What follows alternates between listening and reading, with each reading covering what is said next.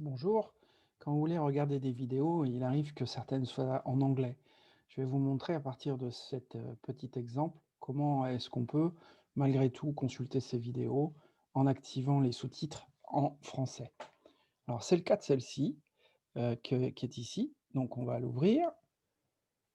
Et là, quand on commence, si on met le son, From Zoom on s'aperçoit here qu'on est en on anglais. this. Alors, on coupe le son, on remet à zéro et puis à partir de là, eh bien ici, vous avez les sous-titres. Alors parfois, ils sont activés par défaut. Là, ici, c'était le cas. Donc, vous les activez, vous avez la petite barre rouge dessous.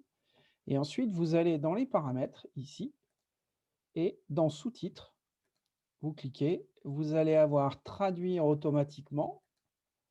Vous allez chercher la langue qui vous convient. Moi, je vais prendre le français. Hop. Et une fois que ça, c'est terminé, eh bien, j'enlève ça. Votre sous-titrage est paramétré. Il vous suffit de lancer votre vidéo sans le son et vous allez pouvoir voir ce qui se dit et prendre connaissance des informations dont vous avez besoin. Alors, je fais le test. Voilà. On a le sous-titre qui s'affiche en français. C'est pas toujours une traduction extraordinaire, mais ça a le mérite d'exister. Alors, vous voyez que le défilé de ces sous-titres est assez rapide.